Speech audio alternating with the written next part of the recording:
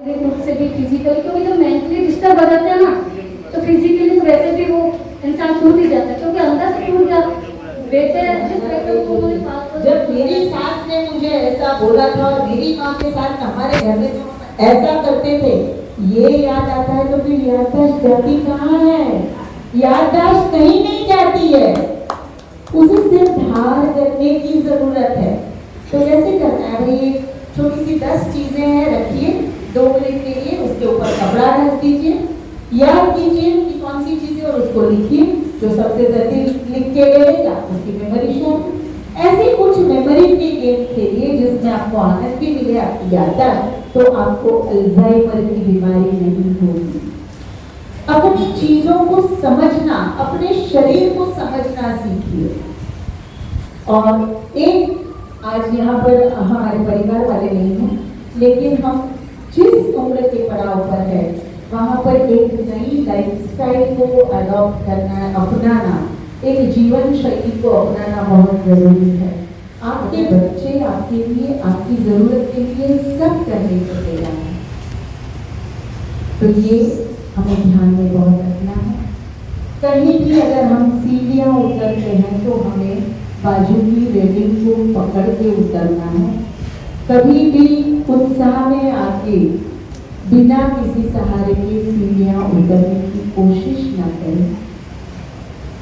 खाना रात को जितना जल्दी खा सकते हैं, 8 बजे के पहले उतना खाना है।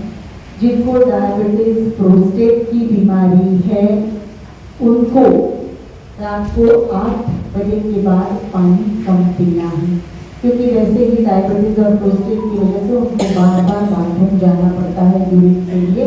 और अगर नैना बेल ने कहा था कि दिन में इतना पानी पीना है और मैं पी रहा हूँ तो मुझे रात को अभी 2-2 घंटे में उठ के जाना पड़ता है, तो उससे अपनी नींद खराब होगी। तो 8 बजे का नियम है, जो आता है वो जाता है, तो उसका स्वीकार करके हम सभी को, देखिए किसी से कितना भी प्यार करते हैं लेकिन उसके साथ जाया नहीं जाता।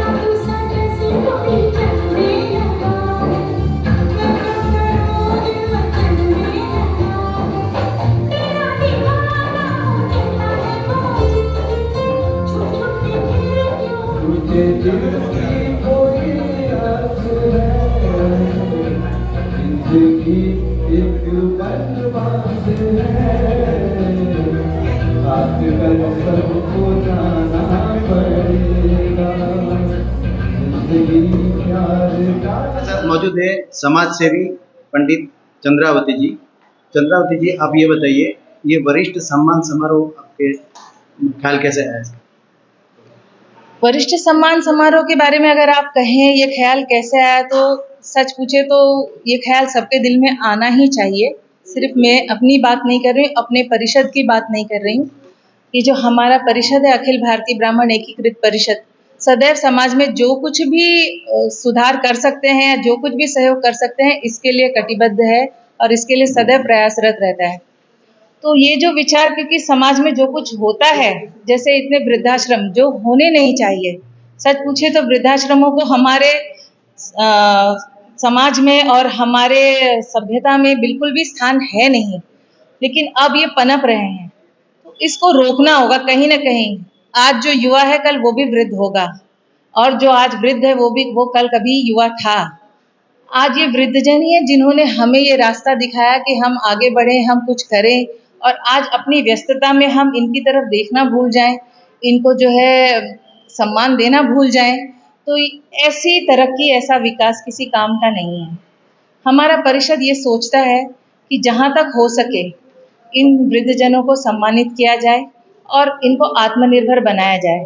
तो हमने यहाँ पर ये जो कार्यक्रम किया, इसमें न सिर्फ सम्मानित कर रहे हैं, बल्कि हमने कुछ कंपनियां बुलाई हैं जो कि इनको कुछ ऐसे ऑफर देंगे कि ये कुछ हद तक अपना आत्मनिर्भर होकर के रह सकेंगे। ऐसा नहीं कि हर कोई कमाने के पीछे भाग रहा है, ऐसा है कि हर कोई आत्मनिर्भर ज़रूर रहना चाहता है, जब तक वो जी रहा है, जब तक उससे संभव है। तो हमारे भी तरफ से ये एक छोटा-सा प्रयास है कि हम अपने वरिष्ठ जनों को सम्मानित और आत्मनिर्भर जीवन देने का कुछ कुछ कोशिश करें, कुछ प्रयास करें। बस इसीलिए हमारे परिषद ने ये कार्यक्रम आयोजित किया और हम सब उसके लिए जो है एक माध्यम बने। यही एक कारण है जिस वजह से हमने ऐसा सोचा। आज के वरिष्ठों के लिए मैं यही कहूँगी कि जब तक पहिया चल रहा है उसको चलने दें और बिल्कुल आत्मसम्मान और आत्मनिर्भर होकर के जिएं और किसी भी बात को लेकर के कभी निराश ना हो, क्योंकि ईश्वर सबके साथ होता है। और युवाओं से मैं ये कहना चाहूँगी कि आज जहाँ पर वे हैं, कभी उनके वरिष्ठ जन थे और कभी वे भी उस वरिष्ठ जनों के स्थान पर पहुँचेंगे। तो मैं यही कहूँगी कि वरिष्ठ जनों को सम्मान दें और यही सम्मानित होने की और सम्मानित करने की सभ्यता को आगे बढ़ाएं, ताकि भविष्य में उन्हें भी इसी तरह से सम्मान मिले। जब हम इस सभ्यता को पनपने नहीं देंगे तो ये सभ्यता यही खत्म हो जाएगी और कल को उन्हें भी अपमानित होकर के जीना पड़ेगा। तो वरिष्ठों को सम्मान दें और अपनी परंपरा को, अपनी सभ्यता को इसी तरह आगे बढ़ाएं ताकि सम्मानित जीवन हर कोई, हर पीढ़ी हमेशा बिता सके। इस वक्त हमारे साथ मौजूद है प्रद्युमन जी शुक्ला जी। ये आप बताइए सर इस प्रोग्राम के बारे में। ऐसा है कि तारा संस्थान और अखिल भारतीय ब्राह्मण एकीकृत परिषद दोनों संस्थाओं के संयुक्त रूप से इस तरह का विचार हुआ कि हम सेवा कार्य तो बहुत करते हैं, लेकिन एक वरिष्ठ नागरिकों के एक मनोरंजन के हेतु कोई कार्यक्रम करें, क्योंकि क्या है भोजन और इस प्रकार का जो होता ही है, यानी उनकी मदद, इस प्रकार के कंबल बांटना, फल बांटना, इस प्रकार के कार्यक्रम तो सभी लोग करते हैं, हम भी करते हैं और भी संस्थाएं करती हैं, ताकि उनके वृद्धाश्रम में जाके या फिर जहाँ भी उनके जो आश्रित स्थान है वहाँ पर। किंतु ऐसा हुआ कि उनके बीच उनको बुला के उनके साथ भोजन तो किया ही जाएगा, सह भोजन का कार्यक्रम तो रखा ही है, पर साथ में कुछ आमोद प्रमोद के क्षण उनके साथ बिताए जाए, कुछ मनोरंजन का अवसर किया जाए, क्योंकि बाकी सामान्य वर्ग के लिए तो इस प्रकार के कार्यक्रम हम नाना प्रकार के करते हैं कि ताकि उस कई हेतु हो जाते हैं। तो इस विशेष वर्ग के लोगों के लिए हमने एक विशेष आयोजन किया। हमने ऐसा रखा कि एक 70s के 70 या 90 के हिसाब से जो लोग हैं उन लोगों के साथ में इस प्रकार का कार्यक्रम किया जाए, उनके सानिध्य में ये मनोरंजन का एक संध्या उनके साथ हो और भोजन भी हो। इस प्रकार का कार्यक्रम सबके मन में आया ताकि थोड़ा अपना तो लगे, उनको भी थोड़ा सा एक ऐसा लगे कि हम जो हमारे लिए भी इस प्रकार के का कोई संस्था हमारे सोचती है, हमारे विषय में इस प्रकार का कार्यक्रम करती है। तो ये मूल उद्देश्य यही था इस संस्था का। और बाकी सेवा कार्य, चाहे वो शिक्षा का क्षेत्र हो, समाज का क्षेत्र हो, यानी वैद्यकीय क्षेत्र हो, हर क्षेत्र में अपने अपने दोनों संस्थाएं कर ही रही हैं। जैसे तारा संस्थान का अपनी विशेषताएं हैं। अभी हमारी संस्था चाहे बहुत पुरानी नहीं है, लेकिन फिर भी हमने काफ़ी, चाहे वो शिक्षा का क्षेत्र हो, चाहे वैद्यकीय क्षेत्र हो या वैवाहिक प्रकोष्ठ हो, व्यापार प्रकोष्ठ हो, सब में हमने इस प्रकार का परस्पर सहयोग, इस प्रकार के एक सेतु बनाने का निर्माण किया है और बहुत जल्दी हम उसकी उपलब्धता करेंगे। और यही उद्देश्य है इसी प्रकार का कि भाई अभी छोटे छोटे कार्यक्रम छोटे स्तर पर चल रहा है, इसके बहुत जल्दी हम इसके बड़े विस्तृत रूप में करेंगे। यही हमारा उद्देश्य है। इस वक्त तारा संस्थान की ओर से पूनम दुबे जी हमारे साथ मौजूद है। हम पूछेंगे कि आप इस प्रोग्राम के बारे में बताइए। मैं पिछले 2 सालों से तारा संस्थान से जुड़ी हुई हूँ और तारा संस्थान उदयपुर से है। वैसे तो नारायणी सेवा संस्था का नाम आपने सुना होगा, ये उनके फादर का है। ये उनकी डॉटर है कल्पना गोयल और दीपेश मित्तल जी। उन्होंने ये अपना तारा संस्थान का फाउंडेशन रखा हुआ है उन्होंने। और वहाँ पे उदयपुर में उनके 5 ये ओल्ड एज होम चलते हैं, यतीम बच्चों के लिए स्कूल चलते हैं, विधवाओं का वो हेल्प करते हैं और मेनली उनका आँखों का ऑपरेशन का है। वहाँ पे उनके 5 हॉस्पिटल उदयपुर में हैं। एक यहाँ काशीमीरा में है, तारा नेत्रालय के नाम से। अपना घर है, अपना घर के पास में ही है। और इनके यूपी में भी, गाजियाबाद में और दिल्ली में, नोएडा में 2-3 हॉस्पिटल हैं। काशी प्रयागराज में भी ओल्ड एज होम है इनका।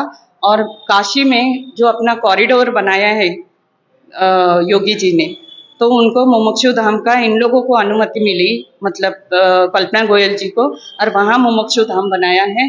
मुमुक्षु धाम उन लोगों के लिए है जो कि बिल्कुल मतलब जो चाहते हैं कि भाई हम वहाँ जाकर ही हमारी मुक्ति हो, तो ऐसे लोग वहाँ जाके हॉस्पिटलाइज हो जाते हैं, रहते हैं। उनका पूरा नर्स वगैरह केयर टेक करती हैं, डॉक्टर्स हैं, सब कुछ है। और यहाँ ओल्ड एज होम जो है उसमें भी ये लोग पूरा सभी खाने का, दवाइयों का, सब प्रकार का ये लोग देख रेख करते हैं। और ऐसा ही नहीं है कि जिनका कोई नहीं है, जिनके पास फाइनेंशियली कमज़ोर है, मैं तो अपनी आंखों से देख के आई हूँ कि वही लोग वहाँ नहीं रह रहे हैं। ऐसे भी कई लोग हैं जिन्होंने अपना सब कुछ, मतलब जिनका कोई है ही नहीं, अकेला बच गया है। अभी कोरोना काल में ऐसा हो गया कि एक लेडी है मुंबई से ही, उनका कोई नहीं बचा, एक ही डॉटर थी, वो भी एक्सपायर हो गई। तो उन्होंने क्या किया, सब कुछ बेच के संस्था को डोनेशन दे दिया और वहीं रहती हैं वो पूरा। मतलब इस तरीके के लोग मैंने देखे हैं कि संस्था में ऐसे लोग भी रह रहे हैं कि जिनके पास काफ़ी कुछ है फिर भी वहाँ रह रहे हैं। ऐसा नहीं है कि जिसके पास कुछ नहीं है और जिसके बच्चे नहीं देख रहे हैं वो वहाँ रह रहे हैं। क्योंकि क्या है, ओल्ड एज होम में सब एक ही उम्र के लोग हैं तो उनको वो साथ भी मिल जाता है। वैसे तो ओल्ड एज होम कोई अच्छी चीज़ तो नहीं है, वो तो सही है, लेकिन क्या करेंगे, बन तो रहे ही हैं, लोग जा तो रहे ही हैं। अब लोग तो पहुंचा रहे हैं ना वहाँ, तभी तो जा रहे हैं लोग। कार्यक्रम चल रहा है वरिष्ठ नागरिक सम्मान समारोह। बिरंगुला केंद्र के सेक्रेटरी हमारे साथ मौजूद है, आप बताइए सर कुछ। और दरअसल ये बिरंगुला केंद्र मीरा भाईंदर महानगर पालिका बुजुर्गों के लिए ही चलाती है। इसका सेक्रेटरी होने के नाते मेरे पास जब तारा संस्थान के लोगों ने अप्रोच किया तो मैंने सहर्ष किया कि ये तो हमारे ही कार्यक्रम का एक अभिन्न अंग है। तो मैंने उनको हाल उपलब्ध कराया और मुझे ये जानकर के बड़ी खुशी हो रही है कि यहाँ पर 60 साल, 65 साल, 70 साल के बुजुर्ग लोग यहाँ पर आए हुए हैं। उनके साथ बातचीत हो रही है, उनके साथ नृत्य हो रहा है, उनकी भावनाओं को सुना जा रहा है, वो अपने जीवन को कैसे अच्छा बनाएं इसके बारे में बताया जा रहा है। और वो कैसे रहें, कैसे खाएं, कैसे पिएं, अपने बच्चों के साथ कैसे व्यवहार करें, कैसे उनका जीवन सुखमय हो सकता है, ये जो सारी संकल्पना बिरंगुला केंद्र की रही है उसी संकल्पना के अनुरूप ये कार्यक्रम रहा है। मैं तारा संस्थान के लोगों को इस बात के लिए धन्यवाद देता हूँ। और एक और बात आपको बताना चाहता हूँ कि मीरा भाईंदर महानगर पालिका के हमारे जो नए कमिश्नर हैं, उन्होंने पहली बार इस शहर में वरिष्ठ नागरिक सीनियर सिटीजन महोत्सव का आयोजन किया है। ये महोत्सव 29 तारीख को, 30 तारीख को और 1 अक्टूबर को होगा। जितने भी बुजुर्ग कैरम खेलते हैं, चेस खेलते हैं, वो 29 तारीख को कैरम और चेस खेलेंगे। 30 तारीख को नृत्य कर सकते हैं, गायन कर सकते हैं और 1 तारीख को उनके लिए एक मैराथन रखा गया है। नृत्य और गायन का प्रोग्राम लता मंगेशकर हॉल में उन्होंने रखा है। तो मैं इस बात के लिए उनका शुक्रिया अदा करता हूँ कि उन्होंने इस शहर में एक सीनियर सिटीजन का महोत्सव आयोजन किया है और एक बहुत खुशी की बात है। मैं समझता हूँ कि अगर इस शहर के वृद्ध समृद्ध होंगे तो शहर भी समृद्ध होगा। इससे ज्यादा मुझे और कुछ नहीं करना। धन्यवाद। राज वर्मा जी, भूतपूर्व नगर सेवक वसई विरार। वर्मा जी, आप ये बताइए कि वरिष्ठ नागरिक समारोह हुआ है, उस बारे में आप अपने विचार दीजिए। सर्वप्रथम मैं आपका अभिनंदन करता हूं कि आप जो आज प्रोग्राम हो रहा है वरिष्ठ नागरिक सम्मान, ये अखिल भारतीय ब्राह्मण समाज मंच की तरफ से हो रहा है और ये हर जगह होना चाहिए। आज अपना जो समाज है और अपना जो देश है, आज इस समाज के अंदर, देश के अंदर वरिष्ठ नागरिक अधिक से अधिक संख्या बढ़ती जा रही है।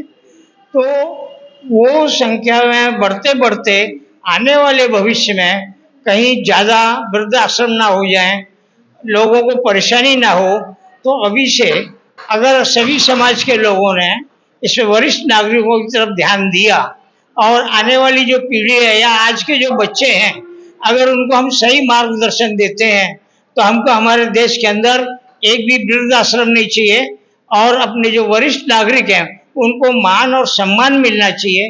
वो किसी चीज के भूखे नहीं होते, क्योंकि उन्होंने अपना जो जीवन दिया है और उन्होंने अपना जो ये जीवन जिया है, गए 75 साल के अंदर जो हुआ है कि उन्होंने जो परिवर्तन देखा है वो आज की पीढ़ी को कुछ पता नहीं है कि वो परिवर्तन क्या था। आज़ादी के बाद पूरा देश बिखर चुका था और वो अपना बचपन और जवानी लेते हुए और अपने परिवार के लिए आज बुजुर्ग हो चुके हैं और उन्होंने जो अपने जीवन में संघर्ष किए हैं ये आज की पीढ़ी को मालूम नहीं है। इसलिए आज की पीढ़ी को ये मालूम पड़े कि हमारे माता पिताओं ने जो संघर्ष करके इतने आगे निकले हैं, तो इन वरिष्ठ नागरिकों का सम्मान आज हर व्यक्ति ने करना चाहिए, हर समाज ने करना चाहिए। अगर उनका सम्मान करेंगे तो उनका आशीर्वाद मिलेगा। पितृ मातृ देवो भवो, तो मातृ पितृ जो होते हैं वो हमारे भगवान होते हैं, और उनको ही अगर आप ध्यान से हटा देंगे तो आप जीवन में सुखी नहीं रहेंगे। अगर जीवन में सुखी होना है तो हमारे जितने भी वरिष्ठ नागरिक हैं, माता पिता हैं, अगर आप उनका ख्याल रखेंगे, आपको उनका आशीर्वाद मिलेगा, आपका जीवन सफल होगा। यही मेरे 2 शब्द हैं वरिष्ठ नागरिक। बहुत बहुत धन्यवाद।